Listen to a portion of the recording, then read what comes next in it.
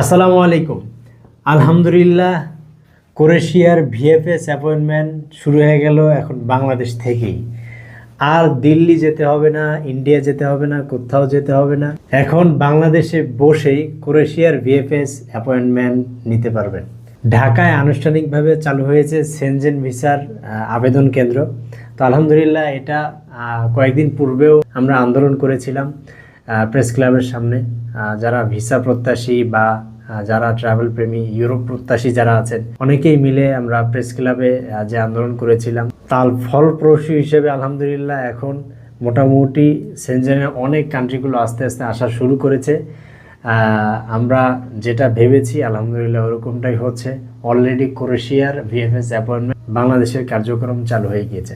যারা ইউরোপ যেতে আগ্রহী আছেন তারা এখন থেকে অনায়াসে আপনারা যোগাযোগ করতে পারেন। আর কোনো হ্যাসেল নাই, কোনো হয়রানি নাই। ইনশাল্লাহ আপনারা এখন থেকে সেনজেন, ইউরোপ যে কোনো কান্ট্রিতে যেতে চান না কেন, খুব অনায়াসে আপনারা বাংলাদেশ থেকে সকল কার্যক্রম সম্পন্ন করতে পারবেন।